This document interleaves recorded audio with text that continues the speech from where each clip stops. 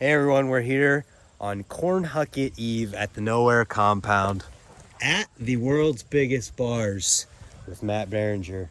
And I asked him if he wanted to tell me about his bike a little bit. And he said sure. So here we go with the Matt Beringer bike check. Take it away. Jeez. Tell me about your bike, Where do I man. start? Frame. Start with the frame. Yep. It's a Credence MOD 21-inch top tube, and I like it because it's got a little bit longer back end, but not too long, and it's got a high standover, so my seat doesn't look crazy high. I like just the looks of it and the shape of it, the head tube angle. I like all the angles. It's a lot like the black bike geometry that I was on before, so I like it because of that. It's pretty simple, straightforward, regular frame, and when I get it, I get to drill and tap these to put gyro tabs on it. So I've gotten okay at doing that, where I don't mess it up. Make them a little bit lower than normal, I think.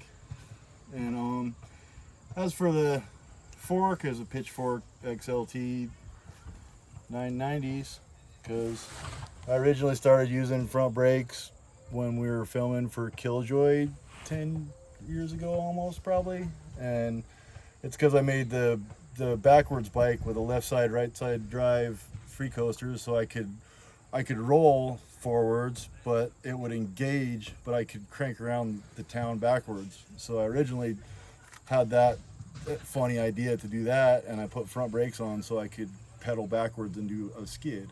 Like, that was my main thing, and I just got hooked on doing fun tricks with front brakes, and they've most of the time they've been on ever since. Anytime I take them off, the first thing I want to do is a front brake trick, so I have to make myself keep them on. I've tried the two brakes to one lever thing with the Primo Pervert, but it just doesn't. I'd get one or the other. So having front brakes, for me, it's like having a different button on your video game controller, and when it's not there, it just doesn't seem as fun for nibble stuff. So I really like them, and they've been grinded and hacked for different dumb stuff, and I've sanded away all the little corners and stuff on my levers, because I used to use road bike tape around my levers all over the place, but that would always be falling off and coming apart, and it's a real pain in the ass to even put all that stuff on. So I just sanded away all the edges and corners and stuff on my lever. And so there's frame fork. What brakes are those on the front? Evo 2s. Evo 2s front and back.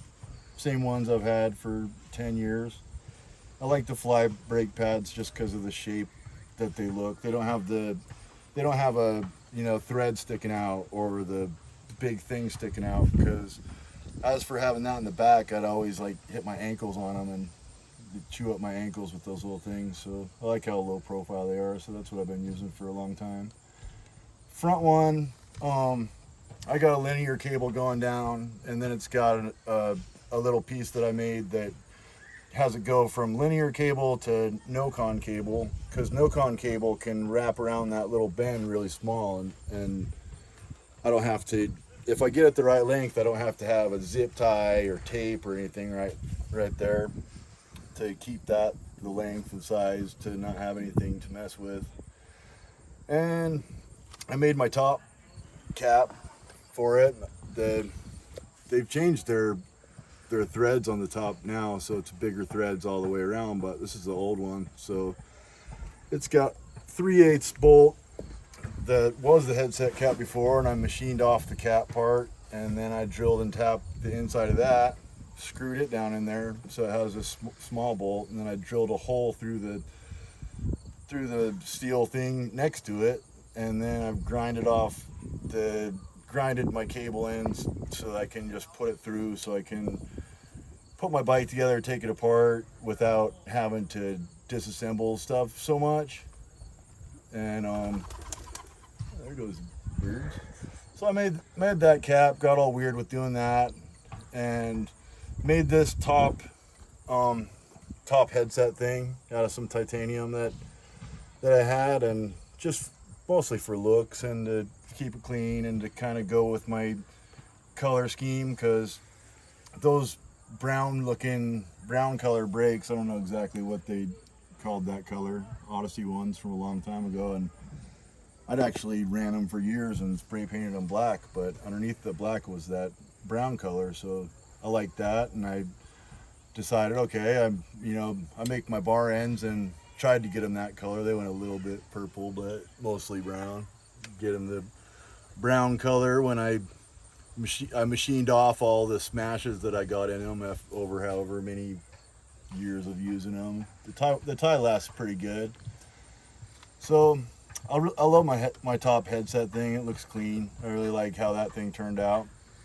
And as for to match that, I got my bottom bracket thing, bottom bracket spacer. That's a whole nother thing. Is my bottom bracket spacer here is just a hair bigger than the bottom bracket, so that, and its tie, so that when I hit right here, it doesn't smash the bottom bracket. I'm actually can grind on the spacer too, and that's because the guy KG Manufacturing, the guy that makes layered frame head tubes and bottom brackets, he had bought some bar ends off me at one point, and he hit me up on social media, and he said, hey, do you want some tie drops? And I was like, hell yeah. And he just gave me a bunch of pieces of titanium that were drops of whatever they're making. So I had a bunch of titanium pieces, like 1.5 inches, 2 inches long, that were big diameter like that. So I'll cut them down and cut them down and cut them down to make them bar end size. And so got that out of it. That's probably the end of a bar that made bottom brackets for those guys in the first place. So, and since we're down here, I made this thing, this little U thing right here. That's for the double cable, and it just sits there. It can kind of self-adjust itself. You know, there's the double cable things, like where you can put it here and have two adjustments, but it doesn't self-center itself. So anytime your wheel moves or anything, it's kind of like you're messing with the adjustment here or there, but this kind of self-centers itself like a straddle cable would anyways.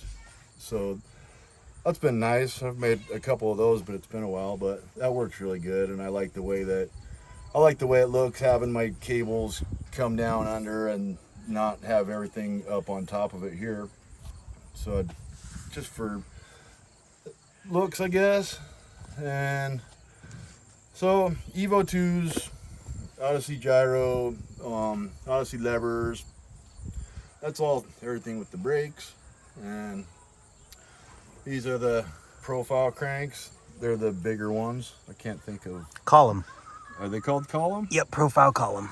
The bigger, with the bigger spindle. And Copeland helped me out with a great deal with getting the tie spindle and the tie axle in the minis and tie driver, because it was right before Battle of Hastings, and my bike was still good. I had a red MOD and had all the Odyssey stuff for years, and I was like, okay, if I'm gonna build a bike every 10 years, I kind of want to get stuff that I really like, that I want. So he helped me get into that, and I'm really thankful for him for that. And 7K rims, they're always my favorite Odyssey rim. Chrome rims are the best for brakes no matter what.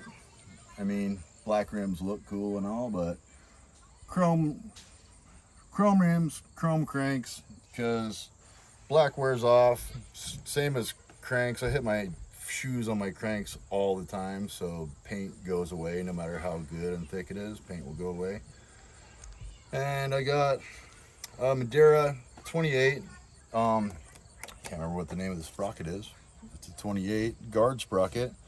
These cranks don't have a driver bolt, and I didn't even know that. And I actually, I got them and I was like, shit, you guys sent me two left. Like, there's no driver bolt, right? and I sent the one back, and they sent it back to me because I didn't know that they were spline drive only. And so this is the only, with the bigger spindle, this is your option for a guard sprocket that goes with these cranks. In all of BMX. So I had the other Madeira one, the Signet one, that has cutouts and stuff, and my flip to sprocket in England gave it a nice flat spot, and it was kind of just jacked and old. And I saw this Madeira sprocket, which was what's his name? Right, somebody's signature sprocket. I can't think of Seeley. Jake Seeley's signature sprocket, and I saw it, but they only made 25, and Copeland said, well, I have some 28 samples that we got done. So this was a sample of the 28 tooth one, because I use a 2810. Like, a lot of people use a harder gear it's just what people do anymore, but doing bike rides up hills and stuff, I really like having the 2810 because it's kind of, kids these days don't really know gear ratio talk as much, but it's kind of closer to a 44-16 or 44.5-16 or something like that. So that's everything with all drivetrain stuff. And I got the Long Johnson seat post with a quick release that I rigged up. It actually, I can't remember how I broke it. I had it going this way, and it broke. So I drilled and tapped it and made this little thing to wrap around the back. So I really liked how that turned out, looks wise. And Native Bikes did the custom seat with the Cobra on it, custom suede seat. I love that seat. Native Bikes, he does awesome stuff. You know, I appreciate the there's not much like handmade type, homemade type stuff in BMX anymore, which is something I've always been into to make some spare money, you know, doing bar ends, or I used to make seat posts back when people used regular seat guts, stuff like that. So I think it's awesome that he's got, and like so much stuff is really great and awesome in BMX, but it's like, okay, you know, there's a million of them out there, you know, it's great stuff, but you don't find stuff that's as much one-off, you know, anymore like you used to. And that's kind of stuff that I'm into. That's why, I mean, as for one, I don't get into bar ends as much as I used to, because I kind of get burned out at work, working on CNC stuff all day and doing the same thing over and over and over and over. So it's a lot more few and far in between that I do bar ends, but I'll still do them here or there. I still like doing them. That's my dad's old machines, and I'm glad that I can keep running his machines. You know, I didn't have to get rid of them. So that's good to, you know, I like that stuff. I like the manual machines. CNC stuff for work. It's almost, manual machine to me is like it's like a paintbrush with a canvas, compared to CNC machine at work is like putting paper in a copy machine to make copies of the same thing, you know. And it's amazing if whoever designed it is awesome and has style, but as for me being an operator, it's so boring sometimes, you know. But I know how to measure, and I know how to do it, and it's a good job, and it's good pay, and it's good work. So that's why it's good that I have a background in that stuff, because I went to school to be a machinist, but I never finished because all of a sudden I was a sponsored BMX pro jumper, and I was like, all right, I'll go to school later when I have to. And then 17 years went by when I was getting paid to have fun on little kids' bikes, but at least I kept up with making bar ends and running machines and stuff. And so now I had a job for my dad's friend on all manual machines, and now I'm on my second job at a different. I've had 2 jobs at shops with CNC machines, so I've learned a lot about computers and stuff that's actually like super productive instead of not so one-off and stuff like that. But it's cool. It's all good to learn new things and new ways to do things, and like how the real world works with, you know, production of stuff. But anyways, enough about jobs and all that shit. Back to the bike. Mainline 2.1 tires, front and rear. Like, I got the, I could have a bigger one in front, but then I'd be, dealing with having to, there's a lot more chance of it hitting my front brakes or the front brake cable. So I'd do the 2.1 front and rear. Symbol hub guards on the front. I used to make hub guards. I'd make my own hub guards too, but the symbol ones are the best. They're good steel. They almost don't even get scratched compared to aluminum ones get like mashed and scraped away and eventually get just trashed. And so I quit making hub guards as soon as those guys came out with these hub guards are awesome. And Hoder grips. I like the Hoder grips. I miss my Signature Odyssey grip. I always thought they were awesome, but these are great grips too. It's a different compound. It's like you can get dirt under them and like peel them up and swish the dirt away and peel them back down, and they're still gonna stick. And they last a long time too.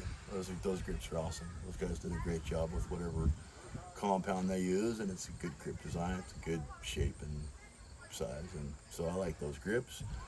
Handlebars, they are the intricate 9.5s, and I have been all over the place with handlebars, like my whole time of riding. But then I had my signature bars for years, and these are, everybody's handlebars got bigger, so these are the closest look and shape to what my signature bar was. And they're flatland bars, so they're really flat. But I was like, all right, it's better for my half bar spin stuff, I guess. And I don't really, my wrists don't hurt or anything with it not swooping back so much. So I got used to them, and I really like them. And I don't think I cut them at all. I don't know how wide they come, but I don't think I cut them at all. I can't remember.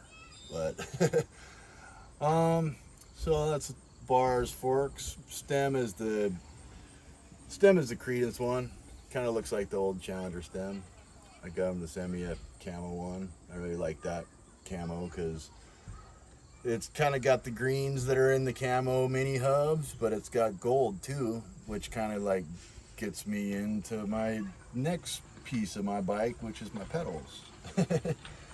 Those pedals there, when I was racing BMX when I was 7 years old, my dad had a road bike, and he bought these exact color, exact shape Shimano DX pedals. He bought them from my neighbor across the street who raced. So they were on his 10-speed, and I ended up getting them and using them for years, the gold DX pedals. It's the first platform pedal. That's why they're so rare, and like collectors are all about them, and they're really hard to find, and they go for a shitload of money on eBay.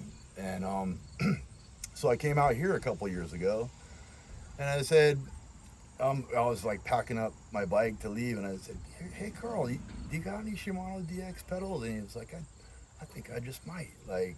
And so he had these pedals, and they had spindles for one-piece cranks, the smaller spindles for one-piece cranks, and he had some S&M pedals that were same shape as these with the screw-in pins and stuff that they did at one point. So he gave me the 2 sets of pedals. Thanks, Carl. I love these pedals. And I got to switch out the spindles, and then I had to make the little caps on the end because I had to kill the caps to get them apart. And even the little end cap dust covers for these pedals are stupid money on eBay, because these pedals are for people that have collector bikes, because they're really hard to find. And I know Rick Moliterno has sets of them, and I've like bugged him through social media a couple times saying, dude, let me trade you some tie bar ends for them, dude. Come on. Because I know he's got a stash still, but he won't. He's a hoarder collector just like I am, But that's one thing about those pedals, though, is when I set up this bike before going to Battle of Hastings and stuff, I wanted everything that I want. Like I said, if I'm gonna build a new bike every 10 years or whatever. You know, I want to really like get into it instead of, you know, because for so many years I was, you know, I was super lucky to be sponsored by Odyssey, and so I had to run their stuff, and their stuff's great. All the stuff is, but you know, then when I get old and I'm not really like on pro team anymore, I'm like, okay, what would I buy? You know, what would I want to run and buy that's not having to rep a sponsor and not having to, you know, just me, you know, after all these years of being pro and repping people's stuff, it's like, okay, you know, now I'm a little BMX kid again. What do I want to use? So those pedals were one for sure. And the chrome profile cranks, I really like those. I really like the hubs. They use super awesome bearings. They spin awesome. So I kind of mixed it up, you know, talk to different people, end up with this mess of stuff. And it looks heavy in freestyle, but it's pretty light. It's got all its little things for me to nibble around and do my little goof off tricks like I like to do. And another thing that's custom on here, that I just had them laying in a box for a long time because I used them for I don't know how long. I was probably on one of my signature frames or a black bike when I was using them. Is these chain tensioners here, and those chain tensioners, it's got two set screws that come in from the back, and it's got the piece in the front. Piece in the front has a little part that goes down into the dropout and pushes into the front of the dropout. So the leftover part pushes inside itself. It like L's over itself. So I don't have any stuff hanging out the back. So I was pretty happy with those. I might make some more of those someday, but they're a bitch for sure. But well, you know, when it's my bike and I'm getting custom weird stuff that's a bitch, doesn't really compute in my head, you know, like making this funny thing for my quick release, or like machining down my barrel adjusters on my levers. That's one thing that I have done. I made this piece inside here, like instead of the one that it comes with, so that it sticks out more, so that it pushes up against my handlebar, because otherwise my lever will like push down easier. So I made the piece that's inside there, machined down that you know, Odyssey's the way it was, just for looks. Machined down the other side just for looks and style. You know, that's another thing. When you got your own tools and shop and, you know, lathe and mill and stuff, then I can just get crazy with, you know, the little things on it. You know, having it style, having it be mine, you know, like having one-off stuff. And people see stuff too, like my little devil valve caps. Those things were in my sticker box for years and years and years, and they were in the package, and I'm like building this bike, and I'm like, oh yeah, those gotta go on there for sure. And then there's like stuff that people don't even realize too, or that I do, like this S&M sticker right here on the side is totally it's like the Shimano. It's like a rip off of the Shimano style, you know, and people don't know that, but I do. You know, and or like the old Pitchfork stickers. That was always back, you know, when I was in high school, that was the sticker on Pitchforks always, is that red sticker. So when they redid some, like, that's got to be on there.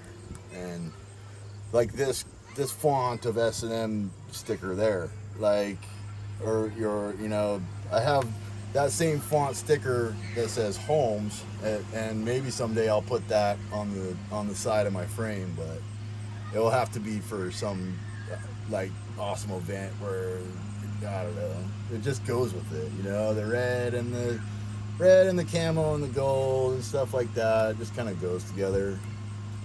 Like, one thing that I wish I had was this is the S&M for collectors. There's the S&M shield that says American Bicycle Co. Right?